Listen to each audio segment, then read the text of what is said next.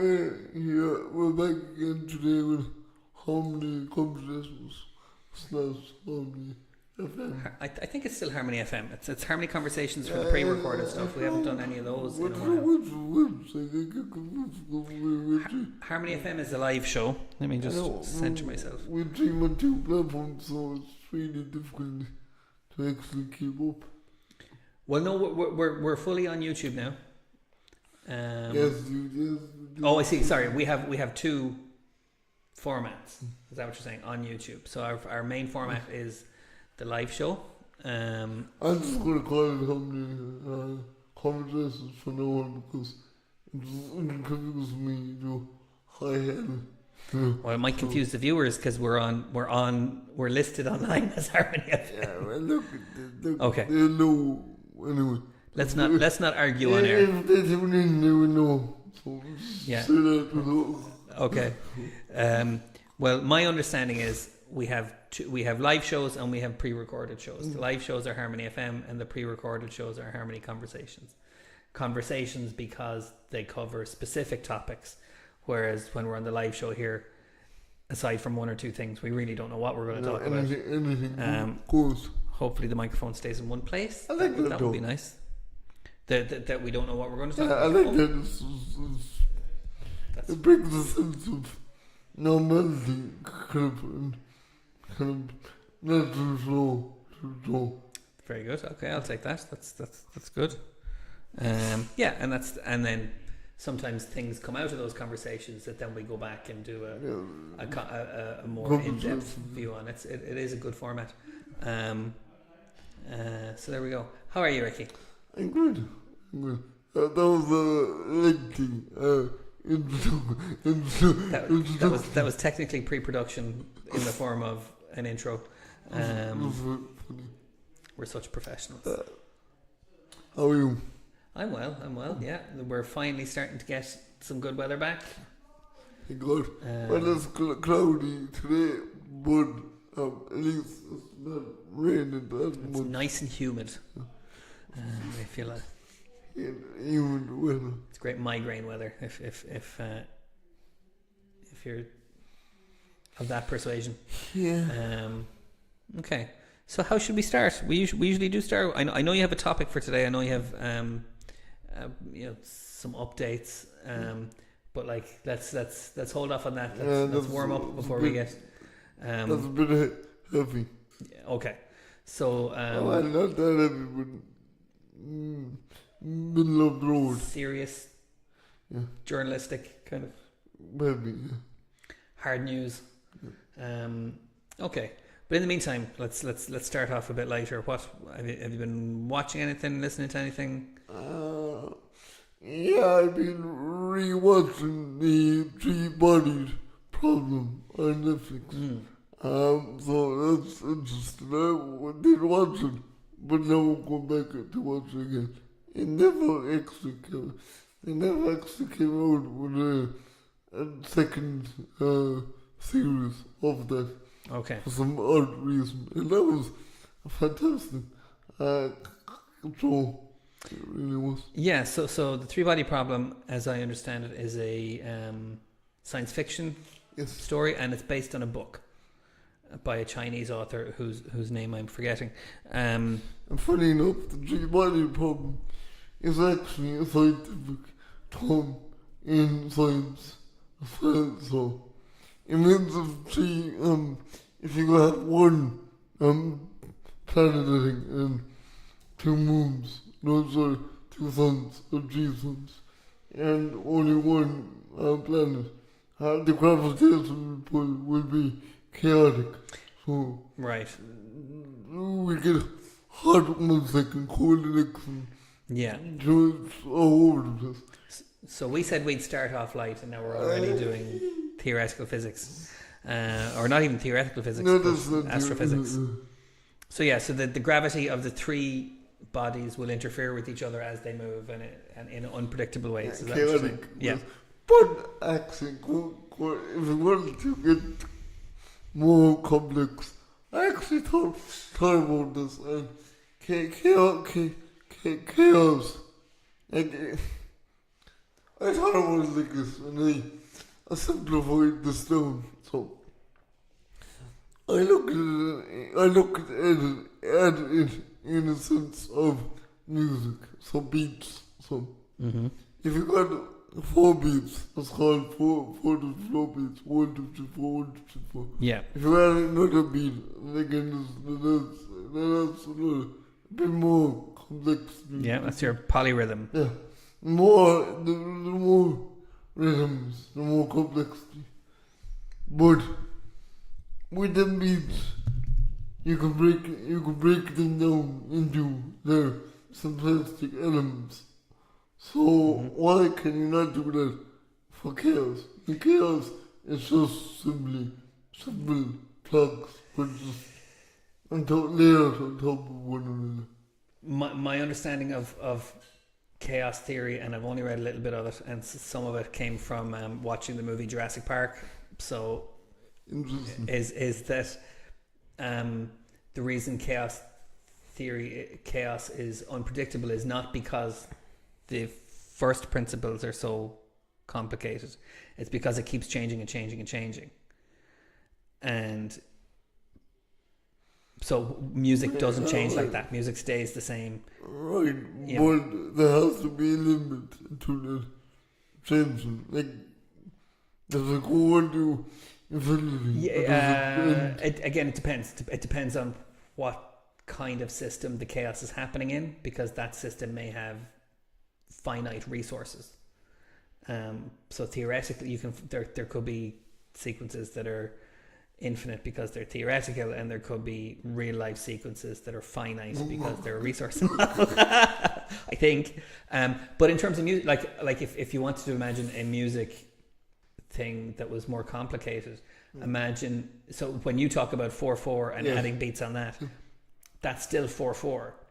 But imagine that you added beats from different time signatures at different tempos, and then imagine you introduced a rule that said every 32 bars the tempo has to change, and every 64 bars the time signature has to change, and like that's but you understand them rules because you just pointed them right. up. But the longer that music went on under those rules, the more chaotic the music would become, and the harder it would be to follow. So the rules would still be clear. Would there not be a way to kind of see the past echo of where that started from how the pattern actually became? That way you could trace that back to simplicity elements. Simplicity. I don't know is the answer, but I think that's what the whole field is about how you kind of track complex systems that seem to keep changing. There's a thing in chaos theory called attractors, which I will probably explain very badly. I think that's to do with am I correct by saying that's to do with quantum what's it called? Quantum mechanics? Yes, to spooky in the distance, something like that. Einstein came up with it. Well, it's 2 particles at the end of the universe acting on themselves, even though they're miles apart, eons, apart. And I think theoretically it just means anything that kind of disrupts something that should be more predictable. That's it. Superposition. Yeah. That's what the name of it. I'm way out of my depth here, Ricky. We were talking about a TV show on Netflix, weren't we? Okay, I think I know where that spike is coming from. I think something's touching off the table. Is your chair banging off the table when you move? Okay, never mind. Maybe it's just the condenser is very sensitive. Okay, so 3-body problem. Do you think on the basis of that conversation people would be likely to want to watch it? Is it as complicated as you don't have to get into science. Because I'm a big science geek. I like science, and I like complex science, like quantum physics, quantum mechanics, temporal physics, temporal mechanics. Lots of temporal mechanics. So, but like, you don't have to understand all that to get in. So I should actually talk to Neil deGrasse Tyson Yeah. on his show on YouTube, because he talks about stuff like this. And then there's Brian Cox, the professor, the English professor, who does a lot on that as well. So it's a science fiction show based on these kind of very heady ideas, I suppose. And I'm just looking at the page here. So it is made by the guys who were behind the Game of Thrones TV show Really, go away. and the Angel TV show way back in the 90s, early Go away. 2000s. Good. Yeah. Yeah. So there we go. It's very interesting because in the TV series, you're led to believe that the aliens, because they are aliens, are small, like tiny. Right. They're not like human size or bigger. They're tiny. Okay. Because they actually, I'm going to get really complex now. They use what's called, I think it's called a photon. That's not a photon. It's something like that. But pretty much just technology that they came up with, an AI technology thinking that can wrap itself around atom, and they can send the atom into extra dimensions and out of the dimension, making the atom bigger, much bigger, much larger. Okay. And then fold it in, imprinting the AI onto the atom, making it semi-aware, and then refolding it back into the extra dimension, making it normal size again, like an atom, like a molecule, and then sending it off to another planet to destroy it. You've lost me again. But okay, so big ideas. I do like shows that have big ideas.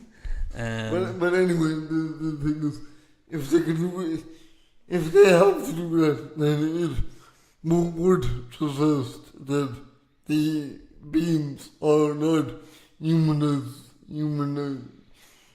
size, or they're not bigger, they're actually smaller. Right. So if they need to do this, it's like, why would any species have to actually make an atom? Be like us at all, yeah. No one really thinks about that. I didn't even think about it. When I think of aliens, I think bigger, larger, more aggressive. I don't think small on a smaller scale of things. I don't think anyone did, actually. It's really pretty. It's really curious way to think. I think the idea is that as a species, because I've seen this in different science fiction stories, is that as a species gets more advanced, its use of resources becomes more efficient. So they don't. So they become smaller, because they don't need as much mass or processing or any of that stuff, or they process energy differently or that kind of thing. Okay, talk to me about that, because that doesn't make sense to me. Like, how does a species become small over time? Well, we have examples of it on Earth already. We have many animals that in prehistoric times were huge, and then as the resources available to them dwindled, they evolved to be smaller and need fewer of those resources. So the idea is that any advanced civilization would then use that principle deliberately. to then not need, all the stuff we need to be the size that we are. So really all the evolved cultures out there are smaller. You could say they're smaller because they need few resources. Yeah, because they have a more efficient biology. That's amazing. Or they're not even biological at all, that kind of thing. Sorry, was that okay? Yeah, no, yeah, I think it is. It's just the fan turning on my laptop here. Sounds like an aeroplane taking off. Well, I hope. I'm just looking at our monitors here. It's not turning up on the microphones too badly. So the three body problem is based on a book. Are you likely to check out the book or audiobook based on the TV show? Maybe. Does it explain a bit about the aliens? I forget what they call them. My guess would be it probably goes further into it than the TV show could. But it says here, because I was curious whether the season that was on covered the whole book, but it doesn't look like it did because it's been renewed for 2 more seasons. So maybe that'll go further into the book. I think it's actually a series of books, so there's probably a whole lot of narrative to go through. They're really funny concept in the series. I know I'm sorry we're talking about science, but they said a human brain can't froze human brain out into space. But they wanted to travel. They wanted to meet these beings because they left their home planet to travel to Earth. Mm-hmm. But it would take thousands of years to get here. So they wanted to meet these beings dead on to see what their intentions were before they came to Earth. So they set up a human brain, proves it. That's science fiction, says so, I hope so. But anyway, they set up, they said, we can't travel even halfway at the speed of light, so how we could do. And they came up with this technique, and I don't know if it's accurate or not. Mm-hmm. They said if we set up nuclear bombs,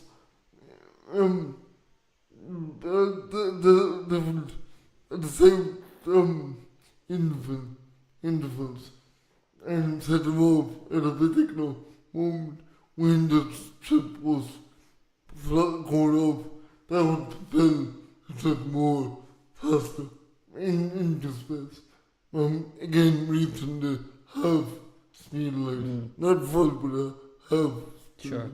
No, I don't know if that said any weight to it. Has there any weight to it? It sounds like it would just sort to kind of science fiction. Yeah. I don't know, to be honest. I know that like nuclear propulsion is an idea, but I don't know quite the ins and outs of it or how fast it would get you. I mean, it's fascinating, yeah. But then a lot of ideas do start off as just crazy ideas in science fiction until someone decides they're going to make it happen, So, but the human brain thing, I don't know. Sending a human brain. I think that was total science fiction because Yeah. you couldn't wake up the brain anymore. Now, you could make an AI brain, and you could send that. Yeah, but if you want to really show the deepness of humanity is core. No, AI doesn't fully. It doesn't fully show that we are more. Not yet. No, I don't think it will happen. We are more than AI will ever become. AI will become more, but it won't be human. It won't be us. It won't have this spark. Yeah, that's true. Okay. We can all So what is it? Philosophical. Before we move on, I did want to ask, because I did watch some or most of the first episode of the Three Body Problem, and I know that there are lots of it's an international cast and there's a lot of subtitles. How did you find dealing with those? Like, some people don't like subtitles. I didn't. Yeah. I didn't have a clue, but I could get the base of it. I could get that the mother was in China through a rough period, and that she experienced, I think, hot water can Yeah, that's the first episode during the Cultural Revolution. Yeah. So I could understand the relevance of what they were trying to portray, even though I couldn't read the subtitles. So it's okay. I don't mind that when it's only a part of subtitles. I don't mind that at all. When the whole thing is subtitles, no. And would you put on dubbing? Would you? I don't think you can. But I mean, in general, for a show that Yeah, might be definitely. If you could, I would. I've none against dubbing. The reason I was asking is because I was going to recommend a show called The Eternaut, which is an Argentinian science fiction show. So it's in Spanish, and it's all subtitles. But I think there probably is a dubbed version of it, and I don't even want to. It's about a global catastrophe, let's put it that way, and how some people in the middle of Buenos Aires, the capital of Argentina, kind of deal with it on the ground. It's very good. Oh, it's very good. So I'd recommend that, as long as you didn't have to deal with the subtitles. But then it's good to watch international stuff. It's good to get that cultural, even if it is science fiction, it's good to kind of see art and creativity from other countries. Do you agree, or not so much? I don't really pay attention, to be honest. Fair enough. No.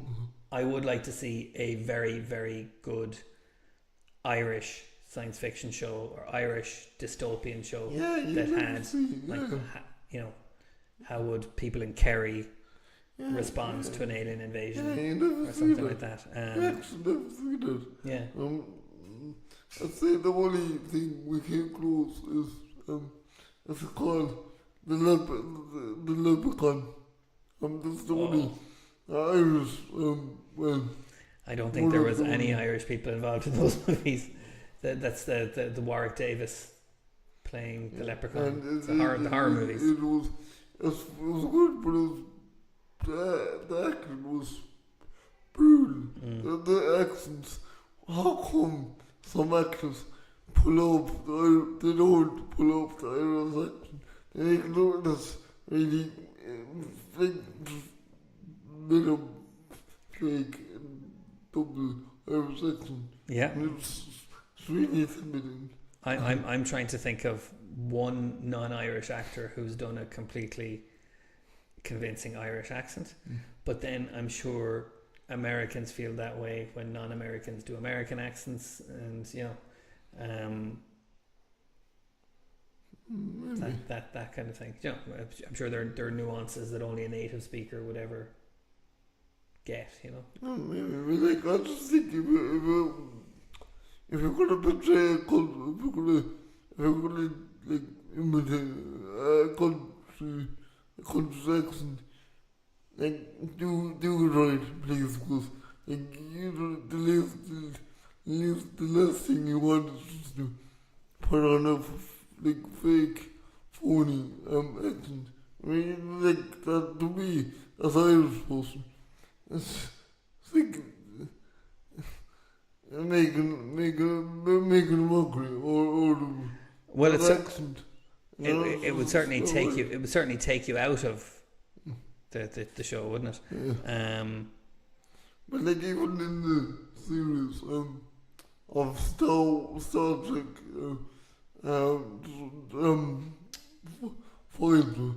And one episode where they made this Irish, they went into this Irish finish. Oh yeah, I remember that. It was it was toe-curlingly bad, and I love Star Trek, so that was hard for me. There's an episode of Star Trek: The Next Generation that's even worse. Yeah, I won't even go into it. It's very problematic. Okay, so that's enough of the light-hearted stuff, is it? Mm-hmm. Will we move on to our topic of the day? Okay. So will I tee it up for you? So so we're back to the topic. Ricky's been doing some very strong activism in his town, village, what do we call it? Yeah, Village, around road safety and particularly keeping footpaths clear of illegal parking, so that people with wheelchairs or prams or just pedestrians in general can get by without having to walk on the road. So you've been to the media, you've placarded and protested outside the county council office, and you've been dealing with a lot of different people. Yeah, I spoke to the chief engineer as well, and that didn't go well at all. Mm-hmm. I was told nonsensical answers. I was given nonsensical answers. Mm-hmm. Basically, what they told me is that the reason they're not putting up ballots is because they want the public to be more aware of illegal parking. Now I put it to them that, okay, this is a good idea, but not everyone cares. Most people are just not aware, and then there's other people that just do not care where they park as a free point. Mm-hmm. So, but by putting up ballots, that would not stop. There wouldn't even need to be a guard present there. Then we would all solve everything. And that was done. No, this would not be the case. Then they went on to say, well, in the near future, the council are going to be making the footpaths wider. Again, absolutely no sense.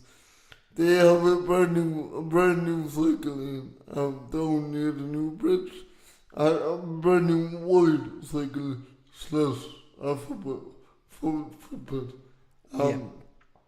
And the day I went down for the opening of the bridge, a car on my way up, a car was parked right up on the footpath. I couldn't get by. I couldn't even get into either side of the car.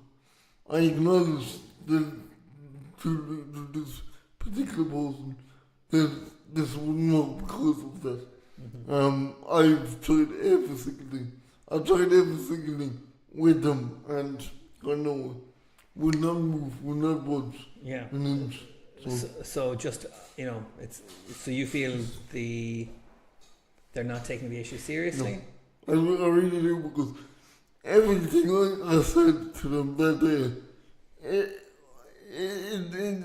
I had logical points, and everything they were saying had no weight to it. It was nonsensical. I mean, making the football wider. I mean, I said to them, okay, so what happens is the road is going to be more narrow, which means more plug-ups, more backups, but this is still going to happen. Yeah. They had no comeback to that whatsoever. There was like talking to, I don't know what, it was no thinking process behind it whatsoever, I felt. And here I am. I've been on to every TV, every politician I know. I even contacted my whole man Micheál Martin. Yeah. about this. Again, no email back, no response. I've been to Ryan O'Mara, the TD for the local area around Nina, and no response. No response yet, but I'm not betting on it. So, I mean, and we've talked about it before, how there's definitely a few issues, kind of like the three body problem, three issues kind of at play and kind of affecting each other in different ways. And there's the infrastructure, there's who's responsible for the actual layout of the roads. Yes. There's the legal status of illegal parking and why people shouldn't do it and the enforcement of that. And then there is personal responsibility. There's people just who should know better. Even if it wasn't illegal, people should know they shouldn't do that. Well, as well as that, they are putting all this onto the Gardaí. Now, the Gardaí, when you can get them, they're brilliant or responding right away. I actually called them a couple of weeks ago and out in five minutes. And they had to come all the way out from Nina. I couldn't get in touch with the Killaloe session. But brilliant, absolutely fantastic. But the Gardaí, obviously, they are on. They could be on a call. So that means I mightn't even be able to get in touch with anyone from the Gardaí. I explained this. We said that me and a colleague of mine, they actually said to them, okay, but what if Ricky is there and cannot get in touch with the Gardaí because they're out on another call and they could take hours. And that's who we have to go to. Yeah. There was no, yeah, actually you're right. There was just no responsibility or liability whatsoever. So, and I'm going to suggest maybe a cynical idea, which is, are they all presuming that this is an issue that only affects you, or that you are making out that it only affects you? I know you're not, but like, if you got more kind of we did public support for it. We did explain it. We did explain it. Not only does it affect winters, it does affect buggies and yeah, but actually getting more people involved in those meetings, in knocking on the doors, in the protests, do you think that would have an effect? Or no? Yeah, because they would not budge. Today we went in, they would not budge. Like it was like talking to a wall, and you could not get them. There was no logical thinking. There was no. I said, okay, fair enough.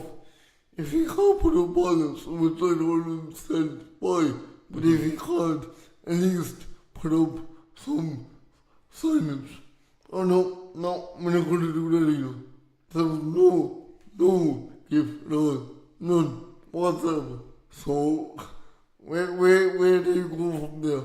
Who do you go from there?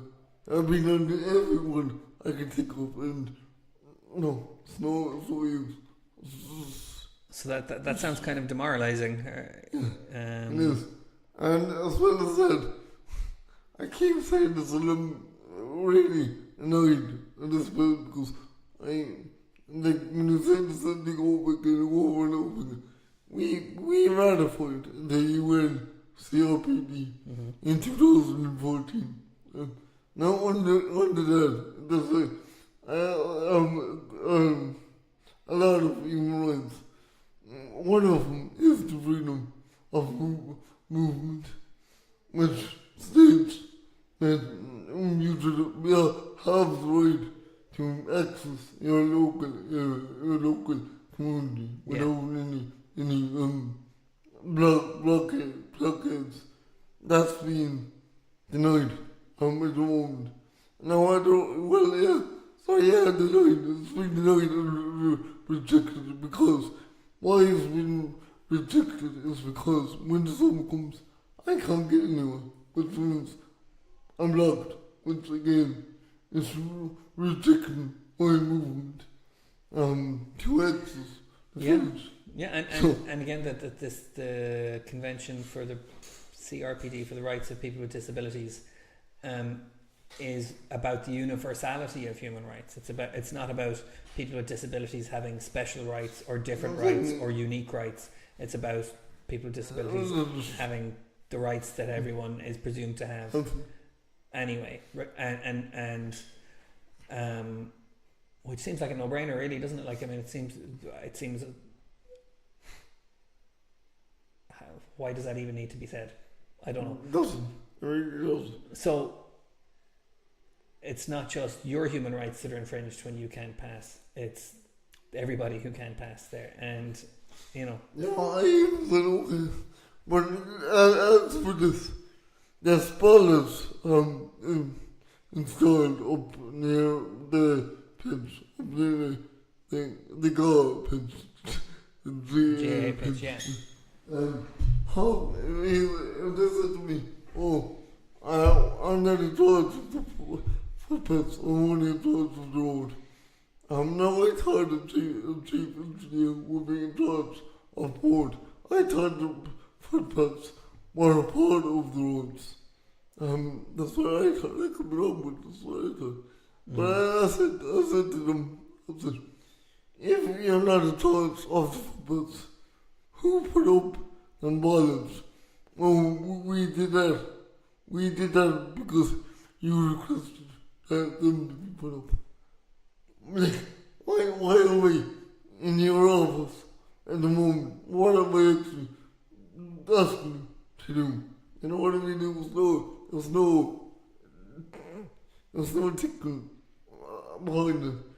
This coming from and so-called educated man. It's an engineer. No, sorry, but engineer.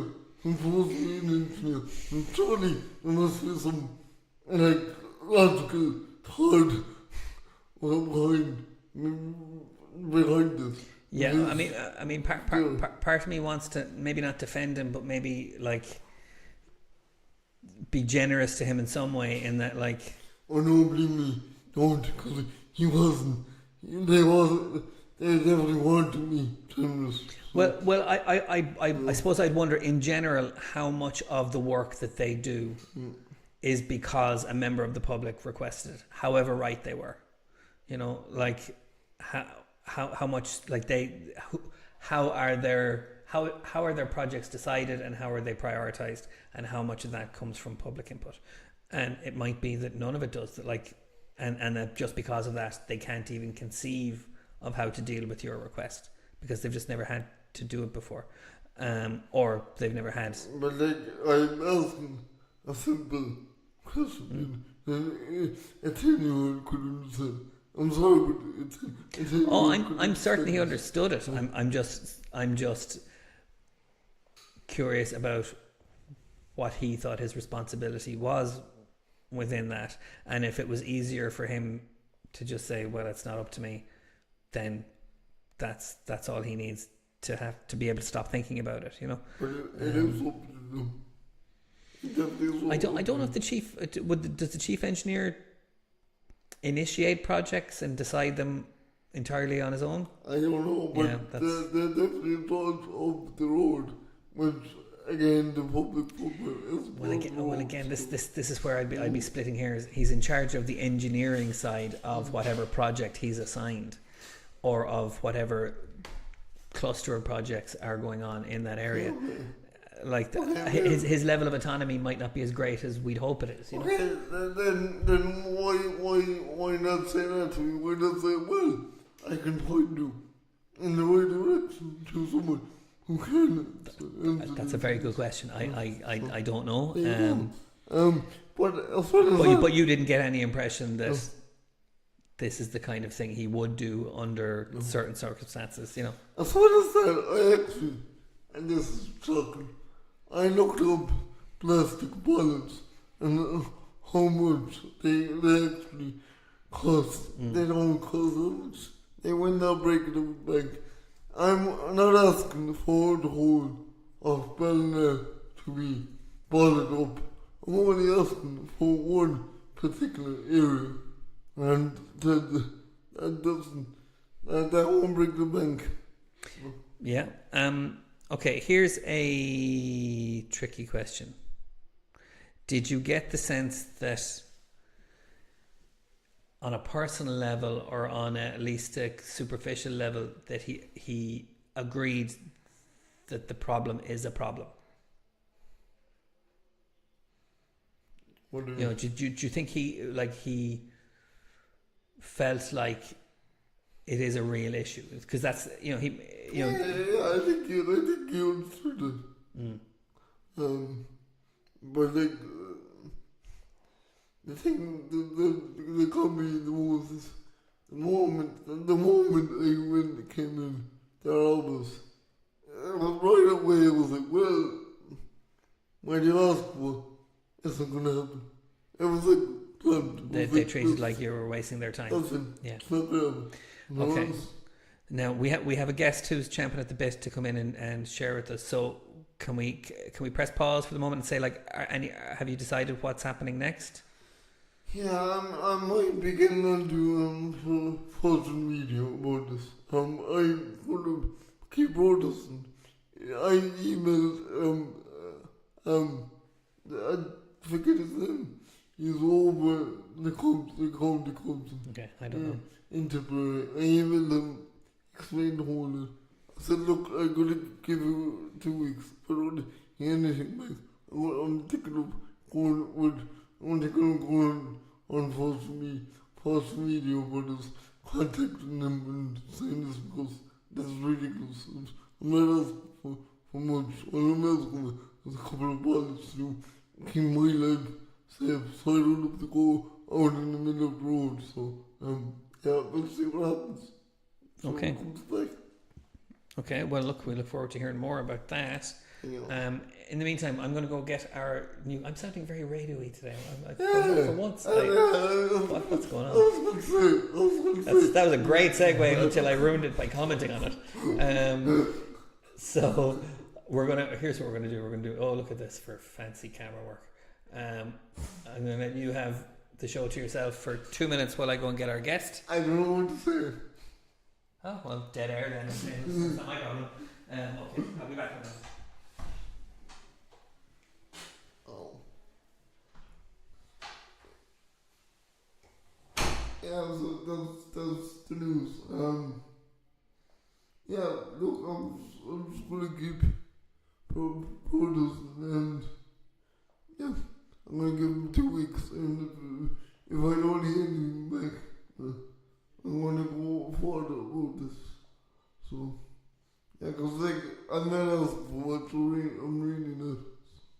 So, anyway, I think our guests, one of our guests is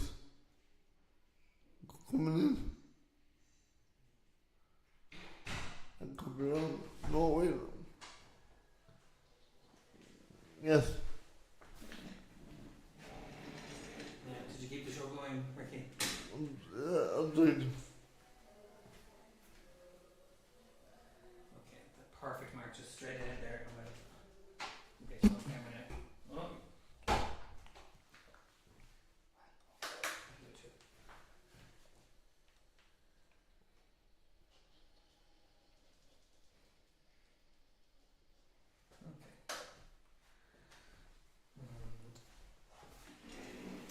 We're about to turn the camera back over to our guest. Keep things going there, Ricky.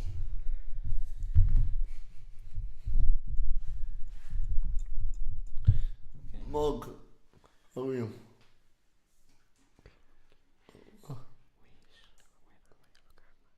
I can't hear you. I said, how are you? Fine. Good. Any news? No. No news at all. Are you going to play a song for us today? Yes. Very good. Okay. Now, do you want to introduce it while I'm getting the lyrics ready? I can't remember what it is. Can't remember what it is. It's a song about how much you love sport and how you'll watch any old match. So your favourite sport is? Soccer. But you also like GAA and football and hurling and even a little bit of rugby. Are there any sports you don't like? Horse racing. Horse racing, yeah. What about golf? Yeah. Yeah, not a big fan. I don't know. Do you like golf?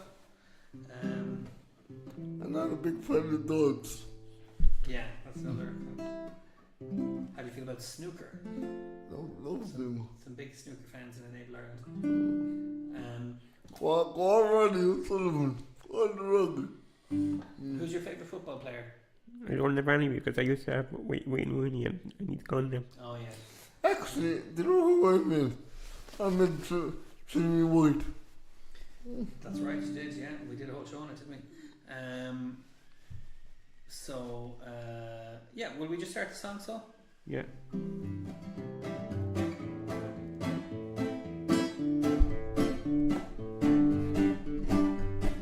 When I'm going to the bus, I think up my phone. They come from India and my daddy and with telephone.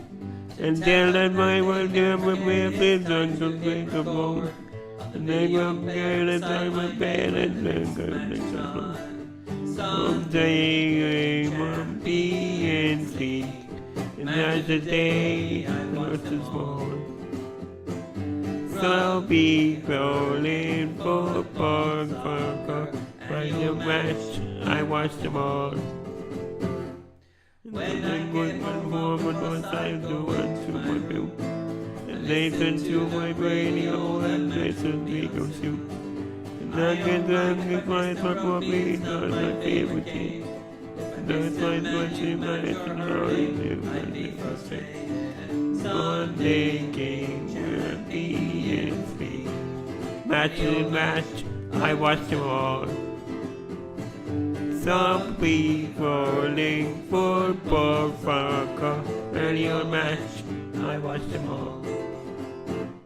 When I come to the neighbor Ireland, it's okay. And I could talk about fashion on my favorite events. Never don't pretend we want that, just okay. The good one and the found in my bed. Monday game will be in sleep. Match of the day, I watch them all. So be calling football, soccer, match to match, I watch them all. Annual match, I watch them all. Annual match, I watch them all. Well done. That was a new one. Yeah, that's a new song. Oh, you want to do another song? Hey, look. We're doing another song. This is. Do you want to introduce it, Mark? Well, I'm the youngest of the family, so I got a song with Baby of the House. That's right. Okay.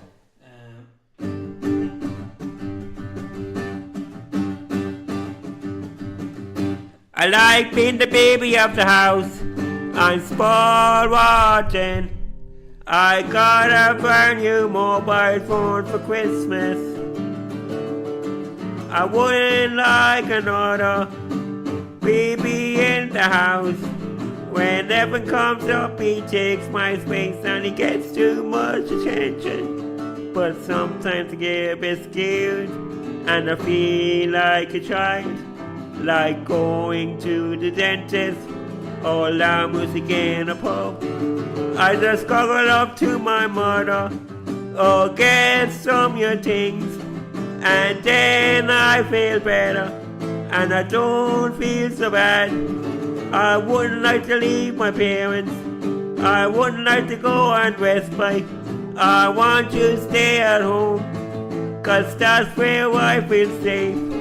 And if I had my way, I wouldn't come to Naples, Ireland, but bus wouldn't come and get me. Like I don't like to get up early. I'm the baby of the house. I'm the baby of the house. I'm the baby of the house. I'm the baby of the house. I'm the baby of the house. I'm the baby of the house. I'm the baby of the house. I'm the baby of the baby of the house. Well done. There's one line that I don't like, you know. The dentist. I don't like going to the dentist, you know. It's not the dentist. I love the dentist. I have lovely dentist, but just going and just having. I don't mind going and getting checkups, but having something done. Yeah. Again. I think neither of you are alone in that. No. But it has to be done sometimes, doesn't it? There are a few things worse than a sore tooth. I would suggest. Okay. Like a root canal. Yeah, but at least it's over then, you know. I'm gonna have to get one of them eventually. Really. I told them. Have you had your wisdom teeth out? Yeah. That's a big job. Okay. So we're coming up on the end. Do you want to do a quick quote of the day to wrap things up? Fine. Okay. Please don't pick mine bending Okay. one. Well, the one that comes up at the top for today is from Albert Einstein, and we were just talking Let's about. move that. I'm going to move that. Yeah, I think that's okay there, is it? Yeah. Is Albert Einstein everybody's favourite physicist and scientist? And his quote is, "Learn from yesterday, live for today, hope for tomorrow. The important thing is not to stop questioning."